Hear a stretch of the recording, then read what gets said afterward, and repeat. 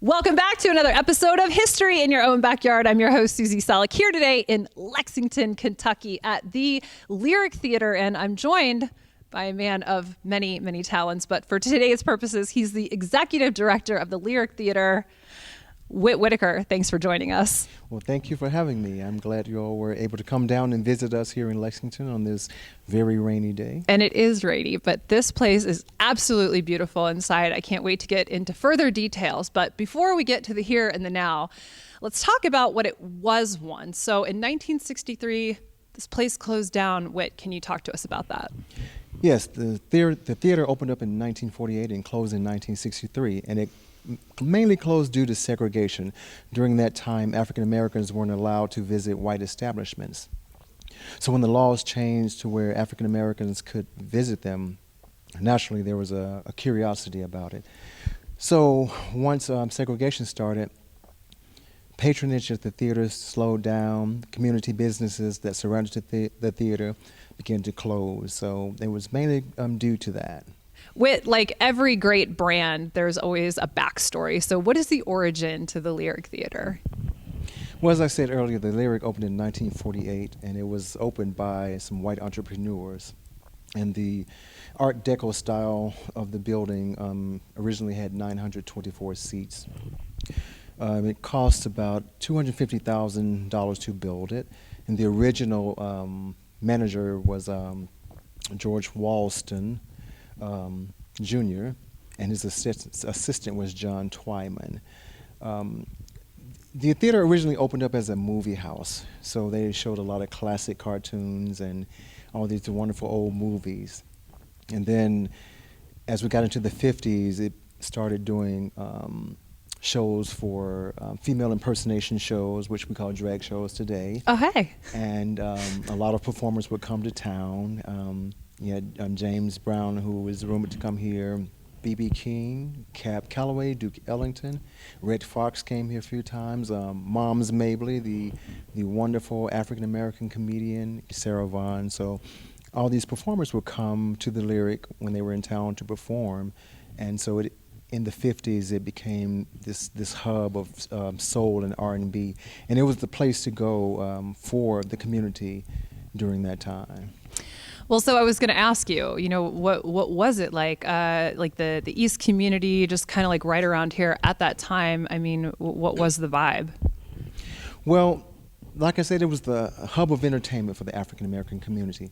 So in this area, it had some pretty affluent businesses. We had, dentists. We had the pharmacy that's the building still stands today. That was up the street.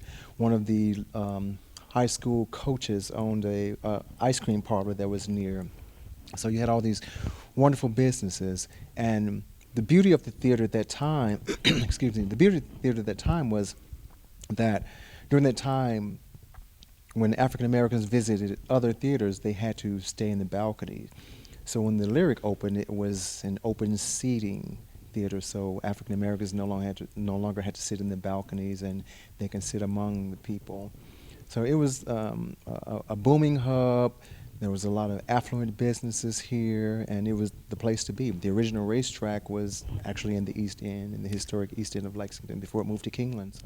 So, Whit, we've talked about in 1963 how this place had been shut down, and in 2010 it was revived. Can you talk about that and how and why?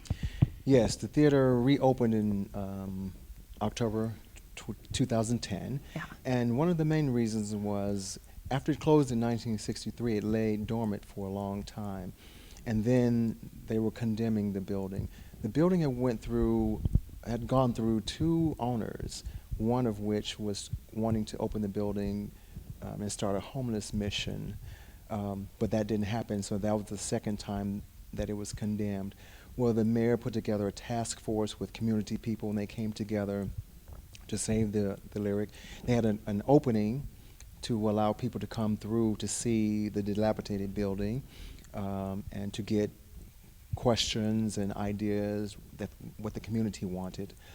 And then they put those together. They raised money, about $6 million altogether, to revitalize and revamp the theater. And then when it reopened, It reopened with a 500 plus seat proscenium theater. It has a museum, an African American museum above it, and the Cultural Arts Center side has a community room, which we rent out for weddings and different events. And then above the community room, there is an art gallery. Very nice. See, that's where I was going next. In 2010, so it's revived, and now the people of Lexington have spoken. Now, you guys have answered the call. What is the mission of the Lyric Theater and the Cultural Arts Center? Basically, it's to promote, present, and celebrate diverse cultures through the mediums of music, education, and art, and we focus on the African diaspora, African American programming, but we present diverse cultural programming for everyone. Okay. Now, I don't want to put you on the spot, but you were in South Africa and received a call. You were out there performing, or I should say over there performing, and you received a call. And can you just tell us really quick, what was that you being brought into this whole mission? What was that like for you? Well, the theater, the position had come open a few times when I was in town. I worked in healthcare for 16 years, and the final time it came open, I decided I wasn't going to apply, but what I decided to do was go to church that day. It was the last day to apply. I went to church and I prayed on it, and I said, well, if I'm not stressed about it, it doesn't hurt to apply. So I had totally forgotten about it after church, and so I said, well, it doesn't hurt to apply. And then I went off to South Africa to perform for a few weeks, and then the week before I was supposed to come home, I got a call that they wanted me to take the job. So I came back and met with the then president of the board, and the rest, as they say, is history. So. Yes, it is. Wait, what kind of programs does the Lyric Theater and the Cultural Center, what kind of programs are offered here? We're here at the Lyric Theater and Cultural Arts Center. We offer many programs. We have an art gallery where we have art exhibits, art exhibitions.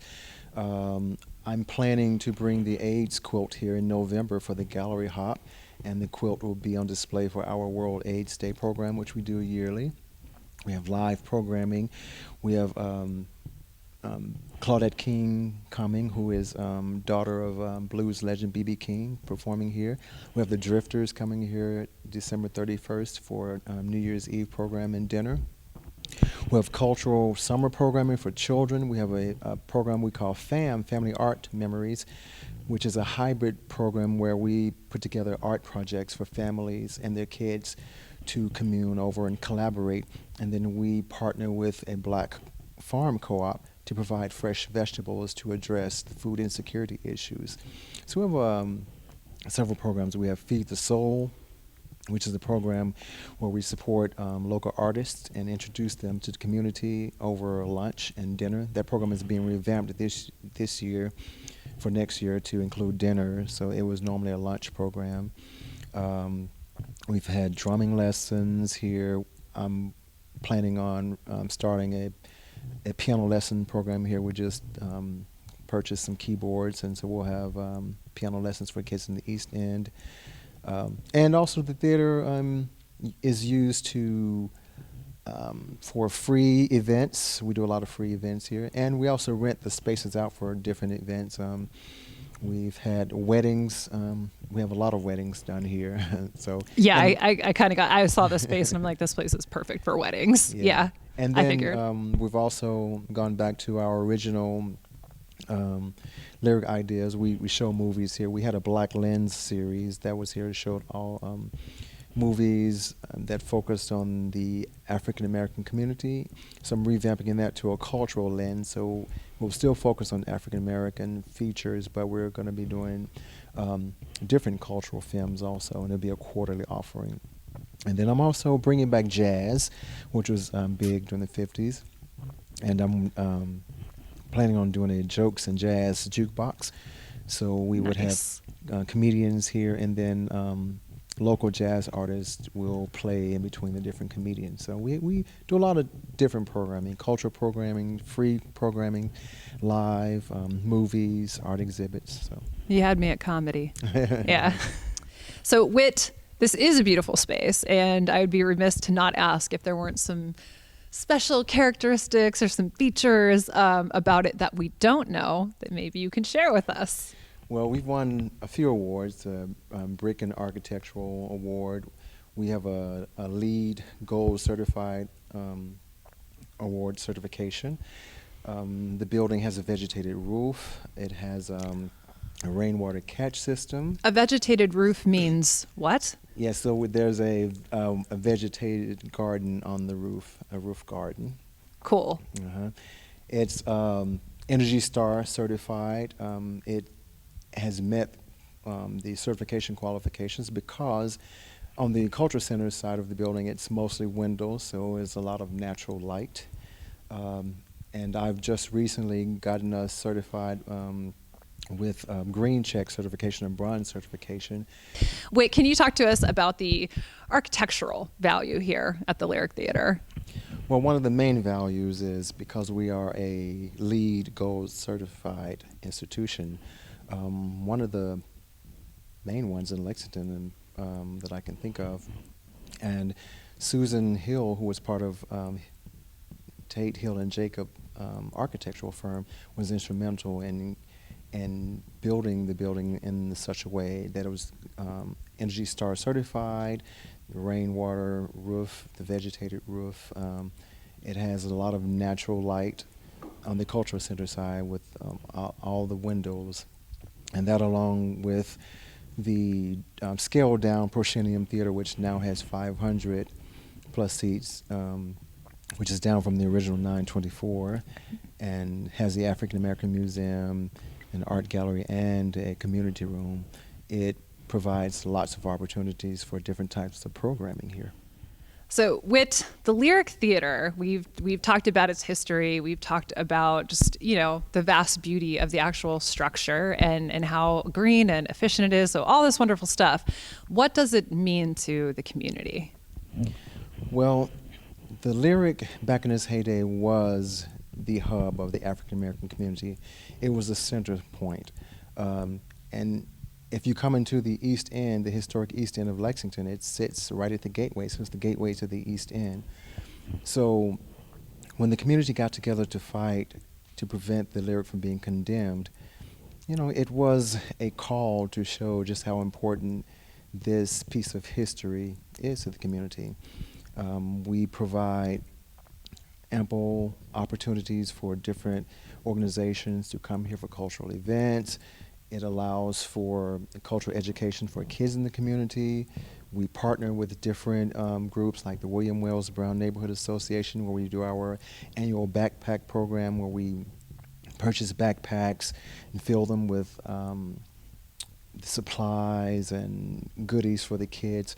So it's really important to the community that we have this piece of history, that we own this piece of history, because it is a part of us, and it's the one place where people can come to, even though we are open to other cultural organization, other cultural programming, like the Wood Songs program, which we do here on Monday nights.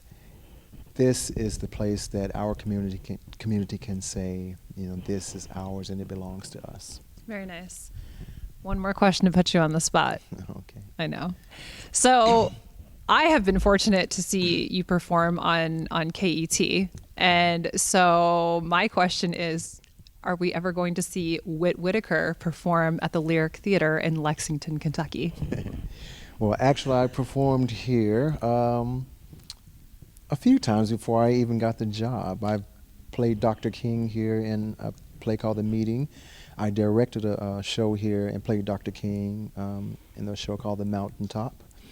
I've performed here with the Lexington Singers. I've performed here with the American Spiritual Ensemble. I've done a few solo performances here. So the next time I will be performing here, probably, unless I do a program for Black History Month in February, which I did last year, will be April the 30th, and I will be here with my band, the Mercy Men, performing. And I'll also be performing with an opening band, a big band, doing some jazz numbers, so solo jazz numbers. So, thank you for watching another episode of History in Your Own Backyard. I'm your host, Susie Selleck, here today in Lexington, Kentucky at the Lyric Theater and Cultural Arts Center, joined by the Whit Whitaker. Whit, thank you again for having us here. Well, thank you for coming, and thank you for affording us the opportunity to share the lyric with the rest of the world. It has been our pleasure. And Whit, remember, travel slowly and stop often. Bye for now.